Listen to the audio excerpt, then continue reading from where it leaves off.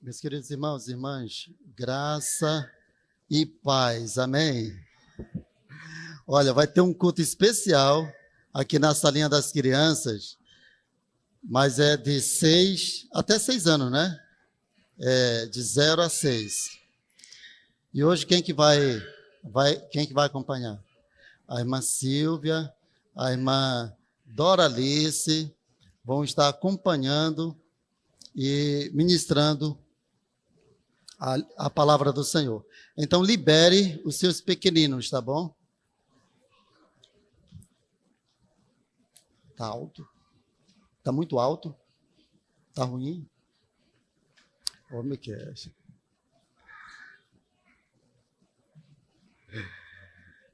Que bom, meus irmãos, olha, é uma semana que está antecedendo o aniversário da igreja, né? E grande é a expectativa, né? 34 anos para a glória de Deus. Meus queridos irmãos, eu quero que nós vamos abrindo a palavra do Senhor em Lucas, capítulo 18, e o versículo 18 também. Lucas, abra aí a sua Bíblia, em Lucas 18, versículo 18. Irmã Wagner, pode abrir só um pouquinho mais o meu som? Só um pouquinho, tá bom? O meu já está topado aqui, tá? Já está 100%. Então, vamos abrindo a palavra do Senhor em Lucas, capítulo 18. E o versículo 18 também. Obrigado, meu irmão. Vamos ficar em pé, porque é bom. E é referência à palavra do Senhor, né? Pastor fica mais em pé do que qualquer crente na igreja. É isso mesmo. Então vamos ficar em pé. Vamos ler a palavra do Senhor. Diz assim, queridos. Certo homem de destaque perguntou a Jesus: Bom mestre, que farei para herdar a vida eterna? Eu quero repetir isso aqui com vocês, porque eu quero que isso aqui se destaque, tá bom? Olha o que ele pergunta. Vamos lá juntos? Bom mestre, que farei para herdar a vida eterna?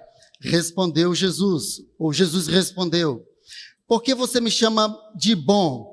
Ninguém é bom a não ser um, que é Deus. Você conhece os mandamentos? Não cometa adultério, não mate, não furte, não dê falso testemunho, honre o seu pai e a sua mãe. Então o homem disse: Tudo isso tenho observado desde a minha juventude. Ouvindo isso, Jesus lhe disse: Uma coisa ainda falta a você. Venda tudo que você tem, dê o dinheiro aos pobres e você terá um tesouro nos céus. Depois venha e siga-me. Mas, ouvindo ele estas palavras, ficou muito triste, porque era riquíssimo. E ele foi triste, irmãos. Ele voltou, foi embora muito triste. Vamos orar por um momento. Eterno Deus, soberano Pai, nós queremos agradecer pela sua palavra lida publicamente, Pai. Pedimos a direção do Senhor. Pedimos a graça do Senhor sobre as nossas vidas, Senhor. Nós queremos ouvir a Tua voz. Queremos ouvir o Senhor falando conosco. Queremos, Senhor, que a Tua palavra gere vida em nossa vida. Que o Senhor nos abençoe e nos encha de alegria, em nome de Jesus. Amém. Amém, meus irmãos. Podem sentar. O tema que nós estaremos tratando, meus irmãos, é esse aí que está diante de vocês, que a pergunta, faz parte da pergunta desse senhor, é um senhor jovem rico, e ele perguntou a Jesus: Bom mestre, o que farei para herdar a vida eterna? E, queridos irmãos, É importante essa pergunta para todos nós. Em algum momento, todos nós havemos de fazer essa pergunta. Essa pergunta é uma pergunta muito importante. Talvez seja a pergunta mais importante que alguém possa fazer diante da eternidade. O que devo fazer para herdar a vida eterna? Se você em algum momento já fez essa pergunta, se você em algum momento fez essa pergunta no seu coração, como posso ser salvo? Se você tem um anseio real pela salvação da sua alma, se você nota que apesar de tudo que você tem, há um vazio existencial no âmago do seu ser, esse texto sagrado é uma resposta para você. Ele te dará uma resposta. Esse texto, ele vai demonstrar que a vida eterna não se alcança por méritos humanos. Não se alcança por méritos humanos, mas somente por meio de um relacionamento vivo com Cristo. Esse homem, jovem, rico, ele fez a pergunta certa para a pessoa certa. Ele estava diante de Jesus e ele fez essa pergunta: que farei para herdar a vida eterna? Esta é a pergunta certa para a pessoa certa acerca da vida eterna. Aos olhos do mundo, queridos irmãos, aquele jovem homem rico, ele tinha tudo. Ele tinha posição social, ele tinha riqueza, bens materiais, ele tinha, queridos irmãos, por incrível que pareça, ele tinha moralidade, era um homem que seguia princípios morais, e além disso, ele tinha uma boa religião. Ninguém pode negar que a religião judaica, mesmo depois de 2000 anos, ainda não é uma boa religião. Ele tinha uma boa religião. Mas certamente, queridos irmãos, havia um vazio, havia no coração daquele jovem um vazio existencial. É como se faltasse tudo. Você já imaginou? Você ter tudo, mas ter um vazio existencial, como que lhe faltasse tudo. Parece que nada fazia sentido para ele, ou que lhe faltasse, ou que estava faltando a peça principal do quebra-cabeça da vida, aquele nexo onde tudo faz sentido, aquele nexo de propósito, queridos irmãos, onde tudo faz sentido. Porque quando nós vivemos segundo a vontade de Deus, nós vivemos com propósito. A nossa vida tem uma direção, tem um propósito.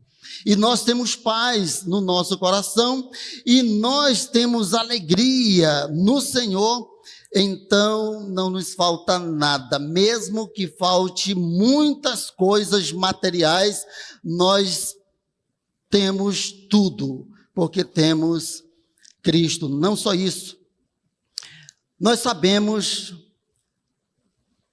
a quem pertencemos. Nós sabemos a quem pertencemos. E eu não duvido em nenhum momento que a pergunta daquele jovem, daquele senhor jovem rico,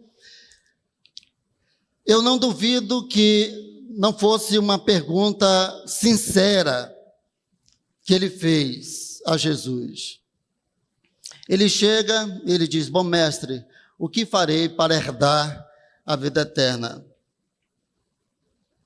Esse é o tipo de pergunta, queridos irmãos, mais importante que alguém pode fazer hoje. Você não vai ver ninguém fazendo essa pergunta por aí.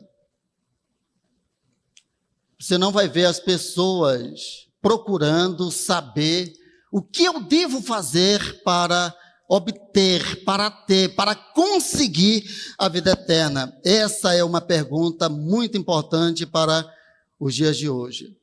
Só faz essa pergunta quem está buscando algo além desta vida. Alguém que reconhece que a eternidade é real.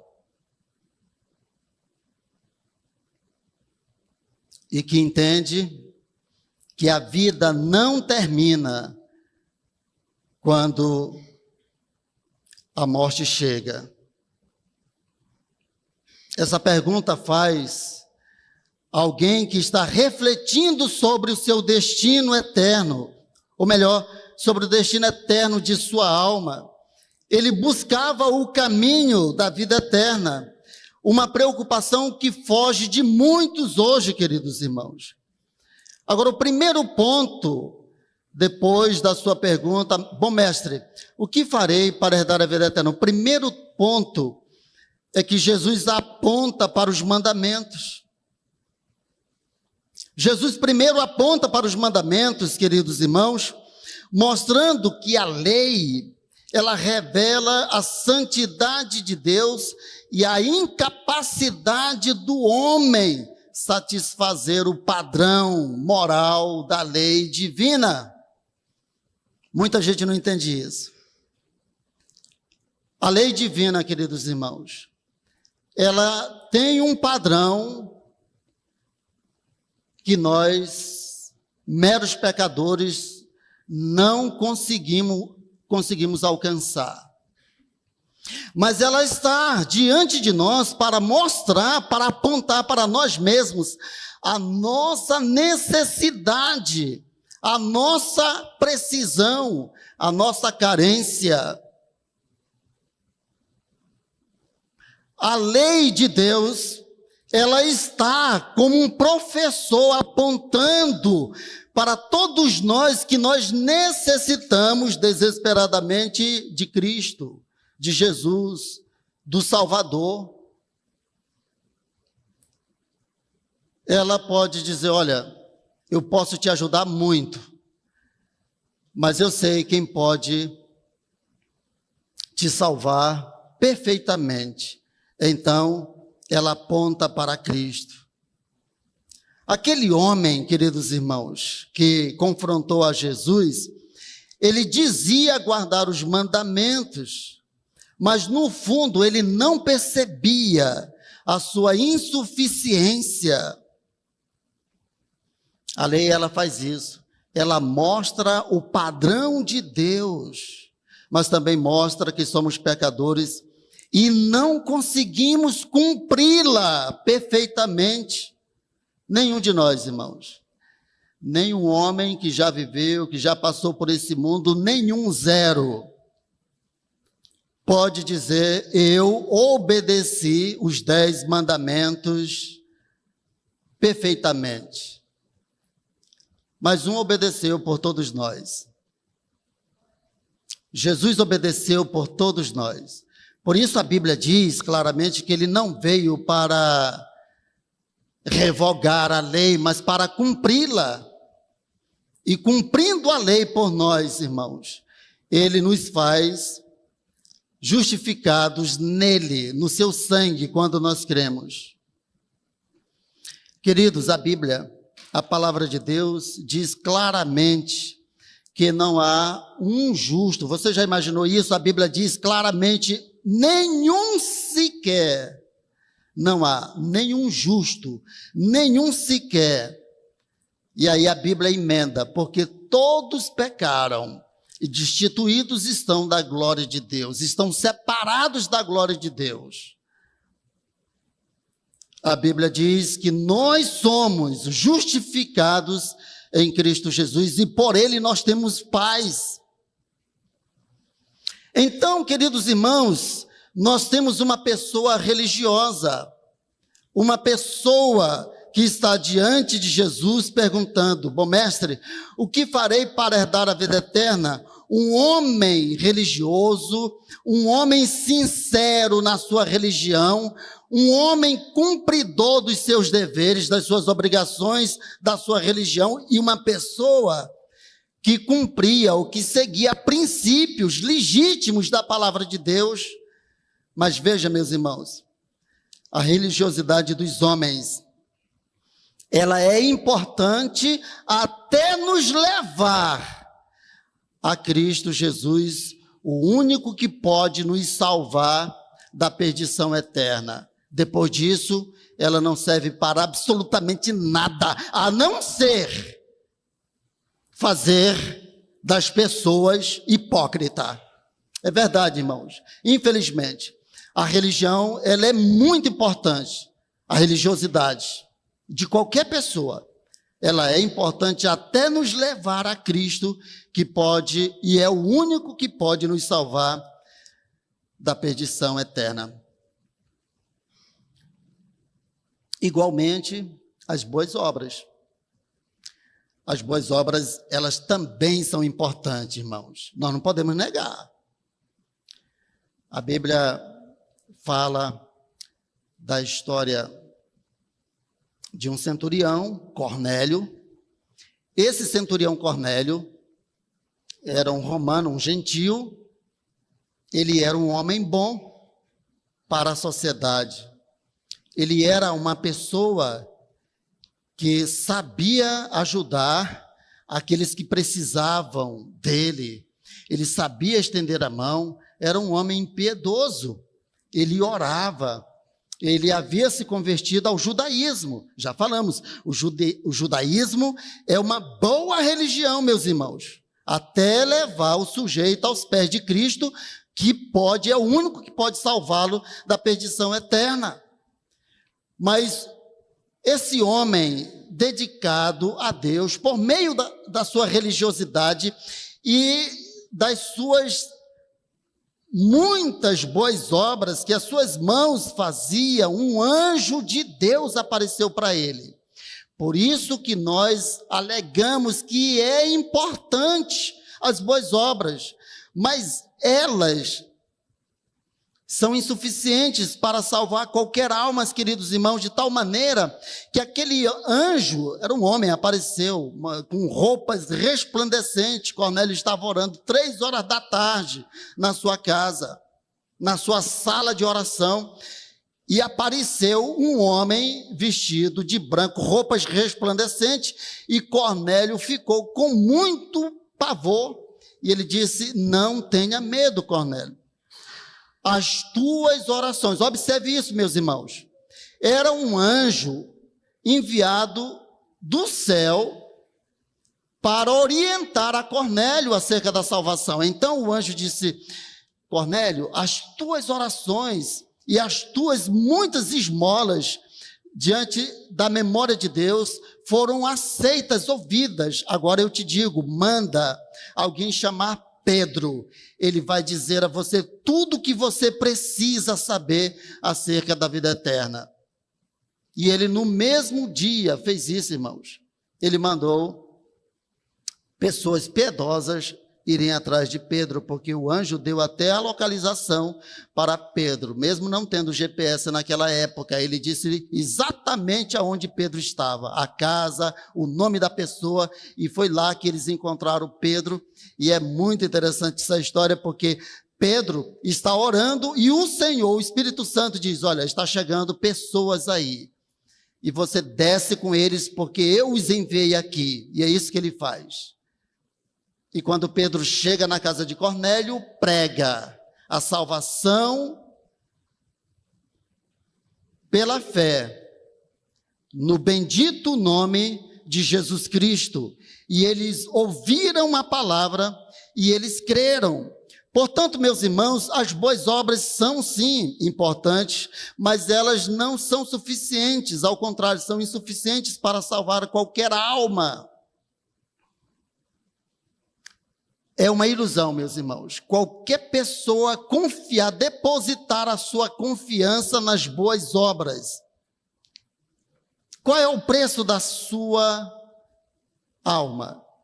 Qual é o preço da salvação de uma alma?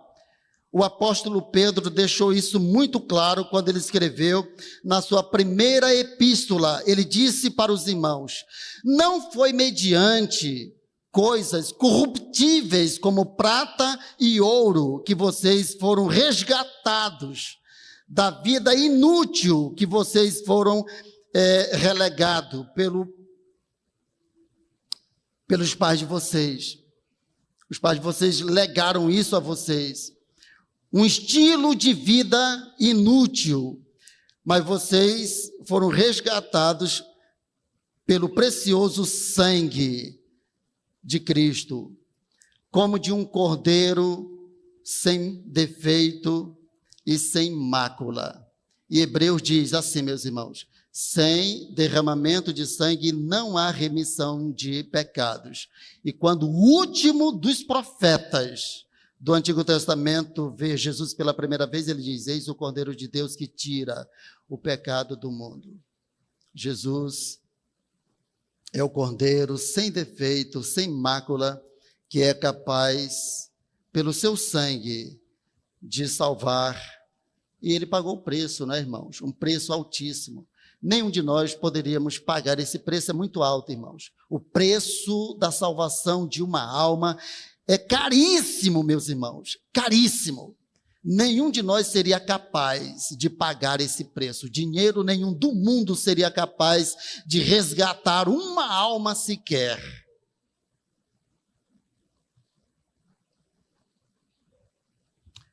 Você sabe qual é o problema? É que a esmagadora maioria das pessoas não dão o valor mínimo pela sua própria alma. Eu vou falar quem dá.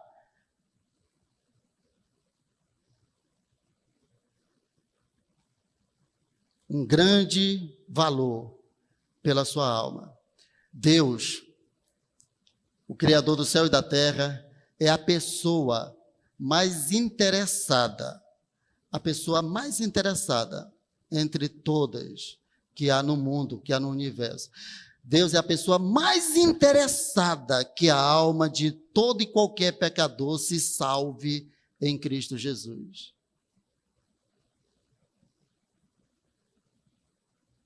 Mas a maioria dos homens, a esmagadora maioria dos homens, não dão sequer o mínimo valor pela sua alma. Como é que a gente vê jovens, como nós vemos homens, irmãos, colocando a própria vida em risco. A própria vida em risco. Não tem nem um pouco de zelo, de cuidado pela sua própria vida. E olha, meus irmãos, nós somos frágeis, nós temos que ter muito cuidado. Você tem que ter muito cuidado. Na hora que você estiver andando, um tropeço pode arrebentar com o seu pé. Tome muito cuidado, nós somos muito frágeis. A sua alma, para Deus, é a coisa mais preciosa. A sua alma precisa ser redimida. Escute bem isso, meu querido irmão. Você que não tem certeza da salvação, muitas pessoas não têm certeza da salvação porque não são salvas. Se você não tem certeza da salvação, escute bem isso, a sua alma precisa ser redimida. Você precisa de um Salvador, escute bem isso. E Deus sabe bem disso. Deus sabe que é impossível o ser humano salvar-se a si mesmo. Por isso Deus demonstrou grande misericórdia por toda a humanidade, quando nos deu um Salvador, o Messias.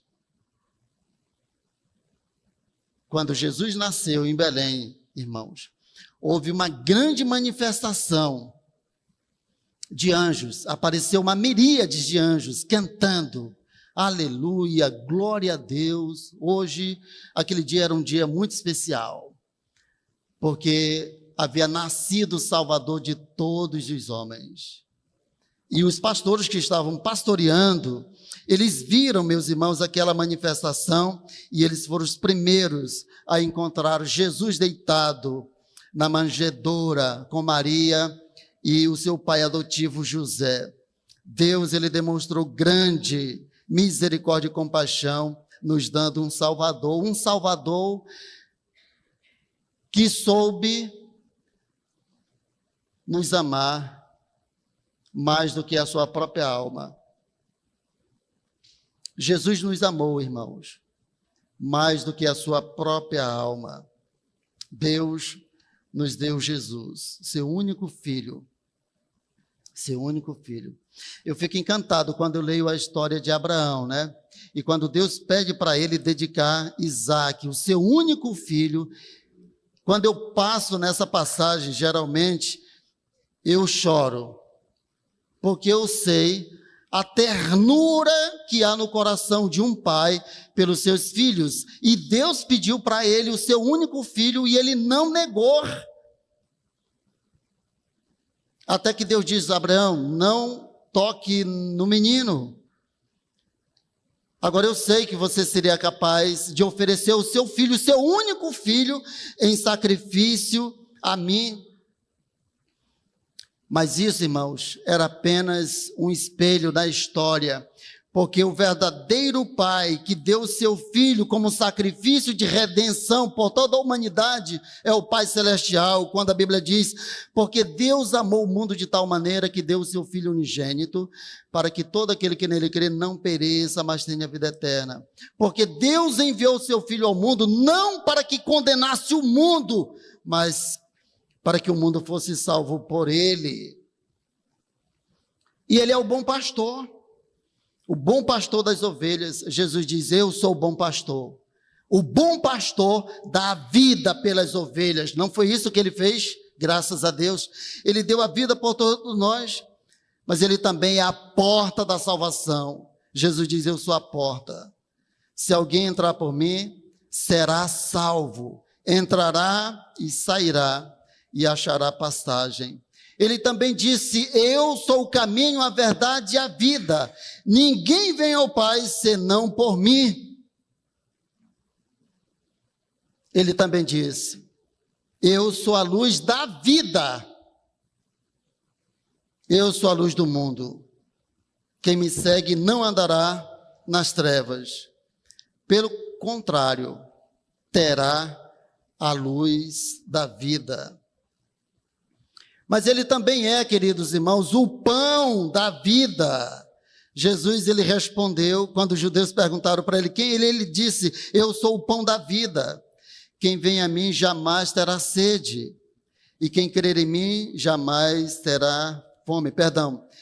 Quem vem a mim jamais terá fome, e quem crer em mim jamais terá sede. Veja, meus irmãos, é isso o que está diante de todos nós, diante de todos os homens. Somente nele há a salvação. Somente nele a salvação, quando por fé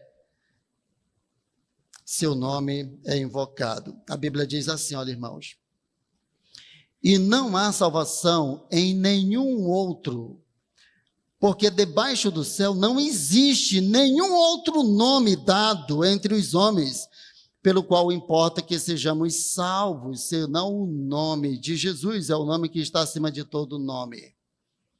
É o nome que toda língua um dia confessará. É o nome que está acima de todo nome. Agora, eu quero convidar você para refletir em tudo isso que nós estamos falando.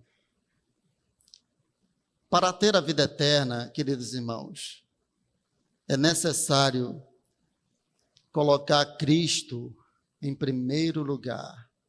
Você escutou isso bem? Para ter a vida eterna é necessário colocar Cristo em primeiro lugar. O homem rico, ele fez uma pergunta certa, ele ouviu uma resposta certa, mas tomou a decisão errada.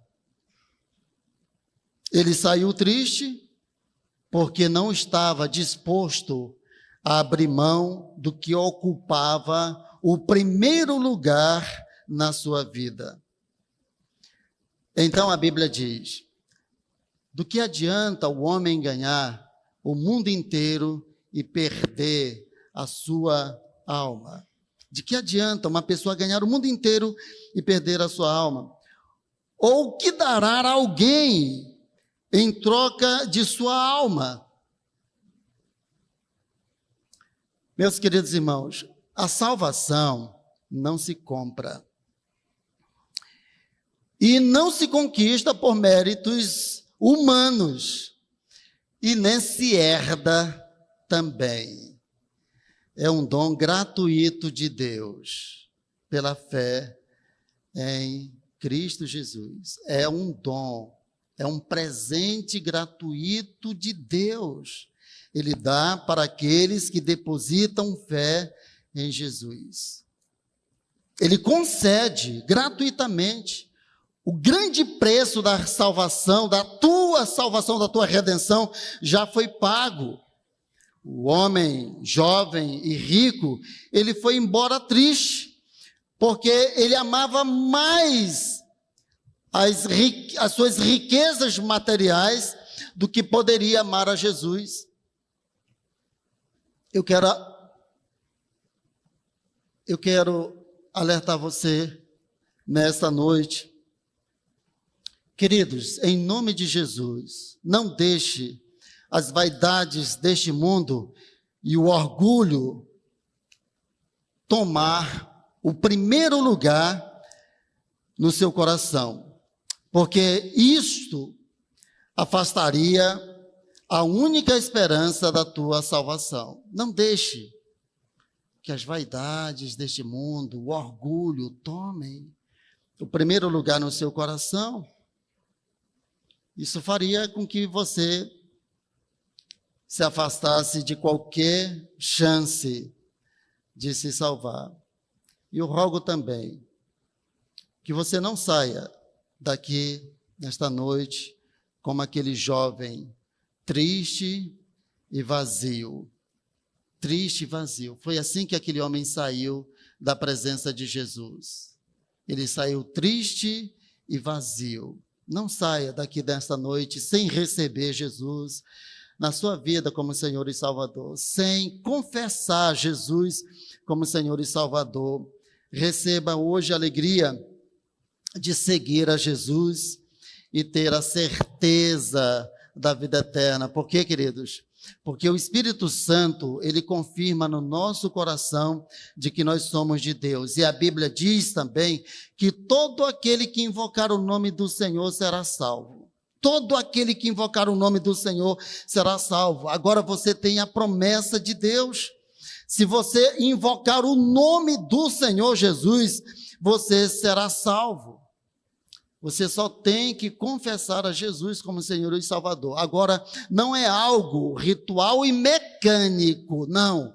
Você deve confessar Jesus Cristo por fé, por fé. E às vezes nós temos que ser até ousados, sabe, meus irmãos? Eu vou contar rapidamente a minha experiência.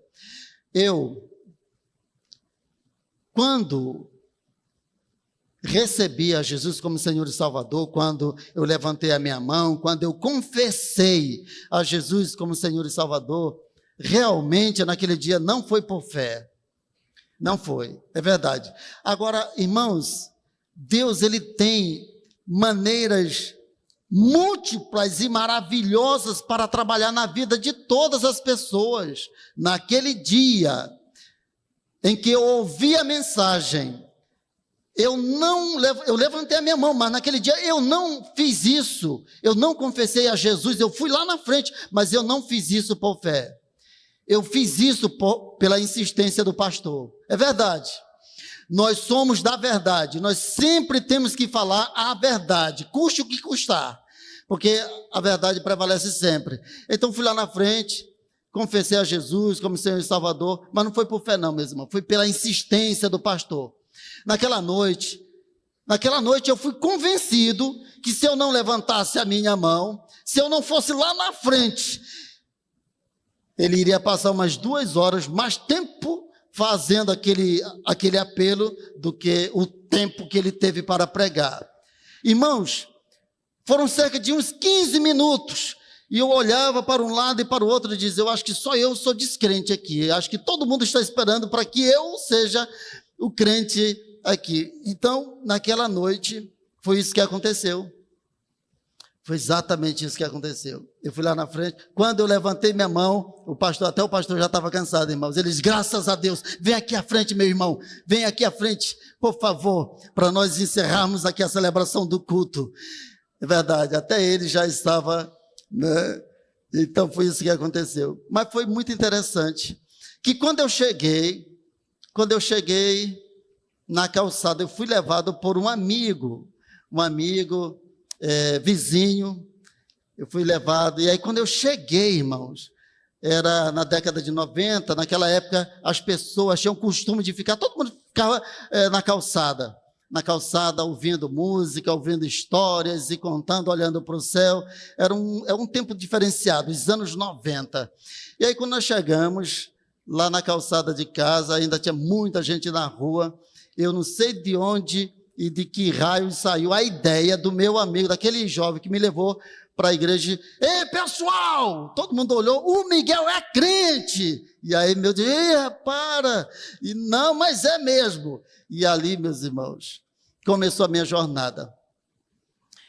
Mas é verdade que um dia, meus irmãos, depois de muitas pregações que eu ouvi do pastor, um dia meu coração foi apunhalado com a convicção de que eu era pecador e de que eu desesperadamente precisava de Jesus.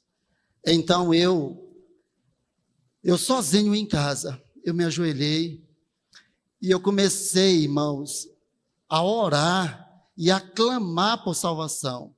E eu chorava e eu dizia, Senhor Jesus, eu estou sentindo que eu sou pecador.